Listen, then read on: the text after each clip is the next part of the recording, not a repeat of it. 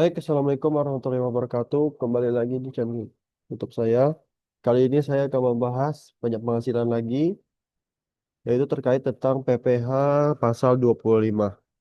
Baik, langsung saja kita masuk ke materi. Pertama yaitu definisi dari PPh itu sendiri. Definisi PPh pasal 25 adalah angsuran pembayaran pajak penghasilan setiap bulan yang dimaksudkan untuk meringankan beban pelunasan pajak pada akhir tahun pajak. Jadi dia itu pasal 25 itu mengatur tentang angsuran pembayaran pajak per bulan. Lalu mekanisme ini bukan tarif baru, melainkan cara pembayaran dan mengatur PPh terutang sehingga wajib pajak tidak harus membayar sekaligus saat SPT tahunan. Jadi dia bukan tarif, bukan ada PPh untuk objek atau subjek tersendiri, tapi dia hanya untuk angsuran pembayaran pajak penghasilan setiap bulan.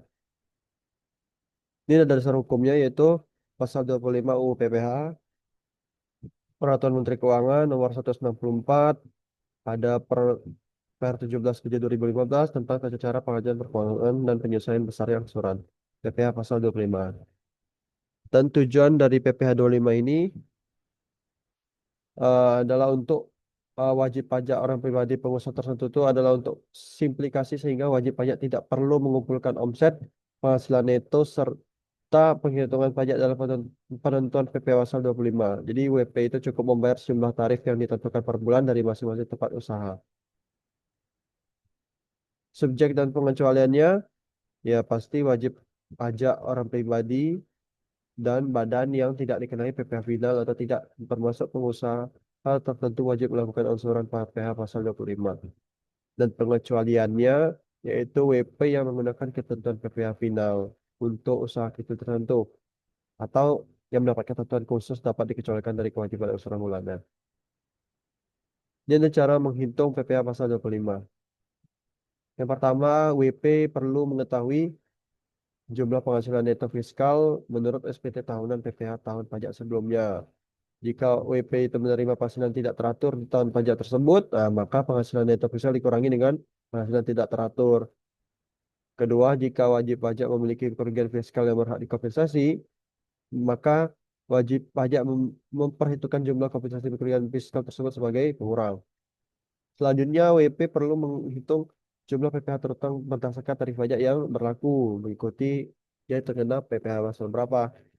Lalu setelah mengetahui jumlah PPh terutang, kemudian dikurangi dengan kredit pajak tahun lalu berupa PPh yang telah dipotong atau dipungut oleh pihak ketiga, P21, 22, 23, dan atau kredit PPh luar negeri pasal 24. Terakhir, hasil perhitungan yang didapatkan berdasarkan file sebelumnya dibagi dengan jumlah bulan dalam pada tahun pajak. Itu nanti kita akan bahas di cara perhitung cara contoh soalnya ya. Tarifnya dia tidak memiliki tarif ya, karena dia ini hanya angsuran. Jadi dia tidak memiliki tarif karena ini bukan pengenaan pajak dari suatu objek pajak. Jadi dia hanya mengatur tentang angsuran pajak. Ini ada prosedur pembayaran dan pelaporan. Untuk pembayaran, angsuran setiap dibayar di setiap bulan melalui mekanisme pembayaran pajak yang berlaku, e-billing, bank persepsi atau kanal lainnya. Lalu kalau untuk pelaporan akhir pada akhir tahun saat penyampaian SPT tahunan, angsuran yang telah dibayar atau dikreditkan terhadap PPh berutang. Lalu jika angsuran lebih besar terjadi kelebihan bayar, maka WP dapat meminta restitusi atau kompensasi ke pajak berikutnya, utang berikutnya. Nah, ini dari contoh soal. Contohnya PT Maju Jaya adalah perusahaan dagang yang pada tahun 2024 itu memiliki data sebagai berikut nih. Dia memiliki peredaran bruto 2,4 M. Lalu biaya-biaya yang dikurangkan dia ada 1,6 M. PP pasal 23 yang telah dipotong 10 juta. Lalu PPh pasal 22 yang telah dibayar 5 juta. Nah, kita akan hitung PPh terutang tahun 2024. Lalu kita hitung besarnya angsuran PPh-nya. Per bulan berapa PPh 25. Pertama, kita pakai rumus peredaran bruto dikurangi dengan biaya-biaya pengurang. Bruto di tahun itu 2,4 M, lalu kita kurangkan dengan biaya-biaya yang dapat dikurangkan 1,6 M, hasilnya 100 juta. Langkah kedua kita hitung PPh terutang nih ada tahun 2024 22% ini karena dia badan ya, karena dia PT Maju Jaya itu badan ya. tarif PPh badan 22%, maka 22% dikali dengan 800 juta, maka PPh totalnya 176 juta. Maka ketiga, kita kurangi kredit pajak PPh 23 sama PPh 22 tadi, 10 juta dan 5 juta, maka ditambah jadi 15 juta. Maka kita kurangkan lagi.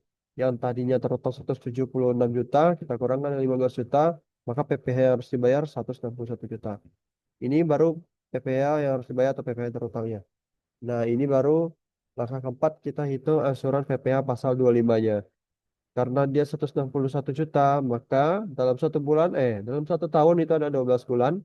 Maka 161 juta itu kita bagi selama 12 bulan, maka dapat per bulannya itu 13.416.667. Nah, inilah kegunaan dari PPh pasal 25 itu.